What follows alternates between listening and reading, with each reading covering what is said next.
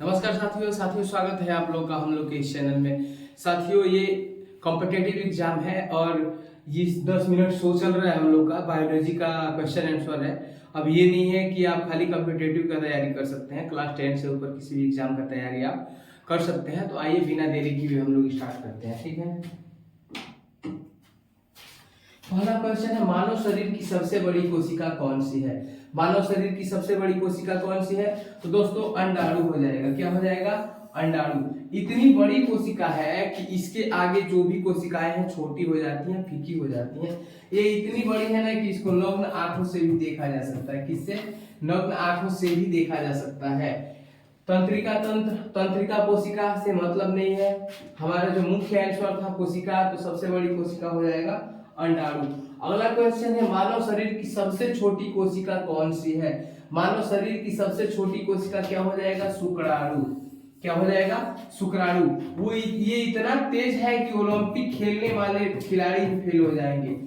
Olympic खेलने वाले जो रेसलर होते हैं ना, वो भी दौड़ने में छोटे हो जाएंगे। कहने का मतलब है कि स्पर्म ये जेंट्स में पाया जाता है, पुरुष में पाया जाता है, और स्पर्मों की संख्या लगभग 20 करोड़ के आसपास होती है। 20 से 30 करोड़। क्या होता है ना, हम लोग के यहाँ बच्चा पैदा करने में क्या होता है? सबसे ज्यादा कंपटीशन होता है। क्या होता है? बच्चा पैदा करने में सबसे ज्यादा कंपटीशन होता है। ये हो गए पूंछ वाले। क्या हो गए? पूंछ वाले स्पर्म।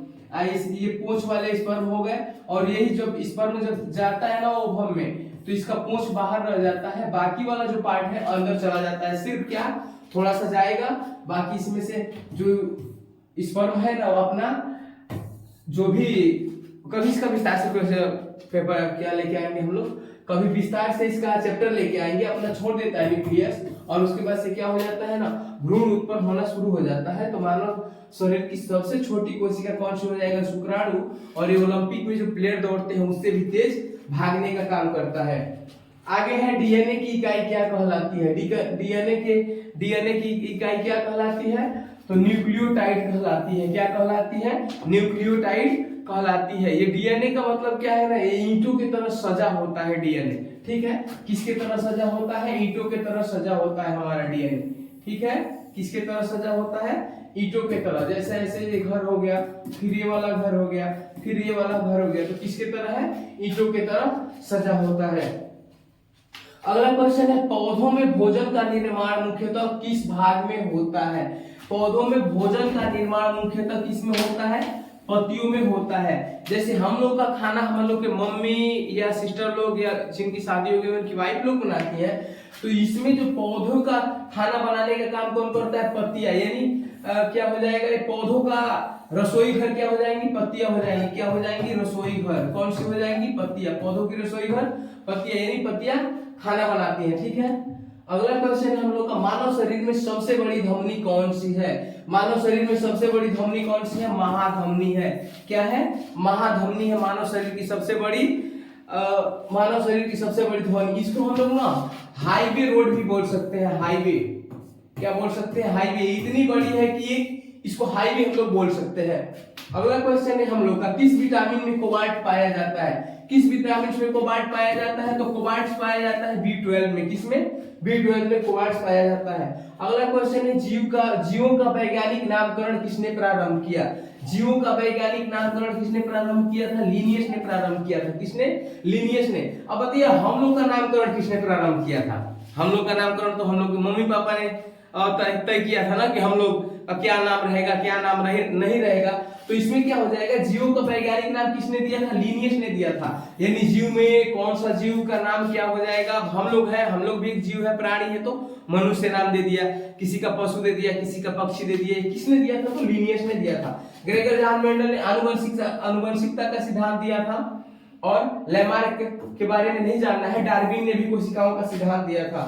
आगे हम लोग आएंगे।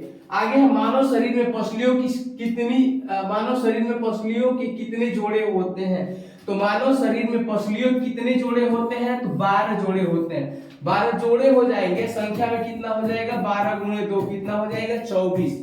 कितनी होती है पसलियां? 24। सब मिला जुला के बोले ना, हाई 12 को पसलियां, 12 को हाई पसलियां। ठीक है, अच्छा, सुरक्षा कवच है हमारा। क्या है? सुरक्षा कवच है। दिल का, फेफड़े का, हृदय का, ये सब क्या है?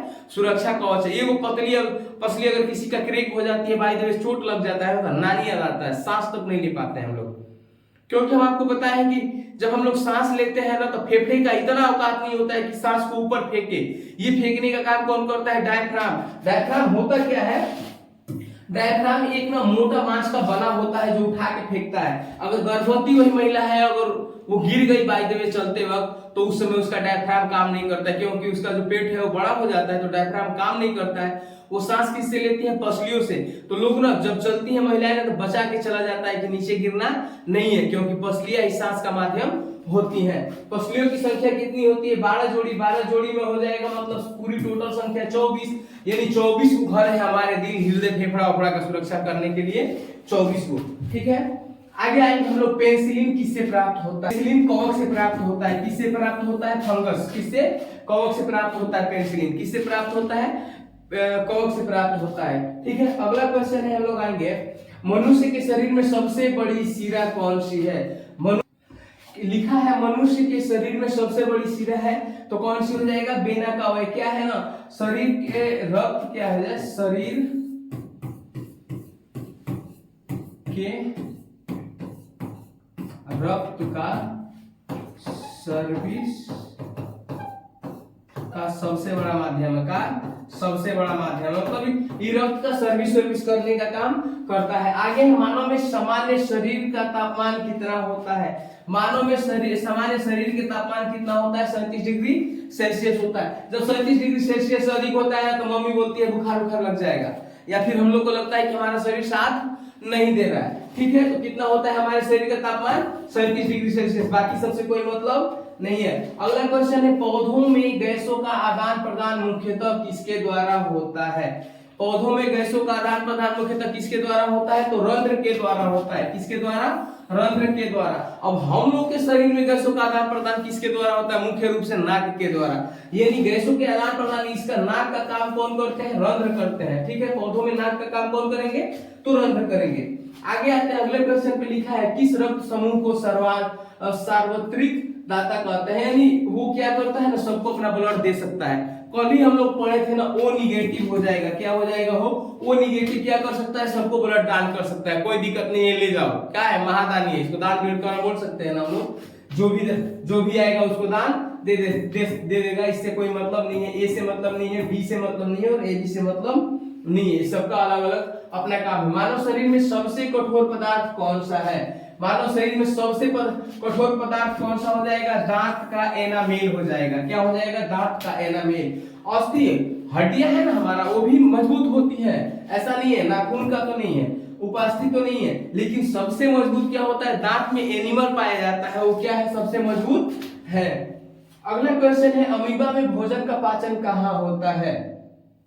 अमीबा में भोजन का पाचन कहाँ होता है? तो क्या हो जाएगा? खाद्य रिक्तिका में। कहाँ पे होता है? खाद्य रिक्तिका में क्या होता है? भोजन का पाचन होता है। केंद्र की कोशिकाओं के बारे में दिया है। कोशिका झिल्ली है अपने हमारे शरीर के अंदर, और कोशिका द्वारा इनसे कोई मतलब नहीं है।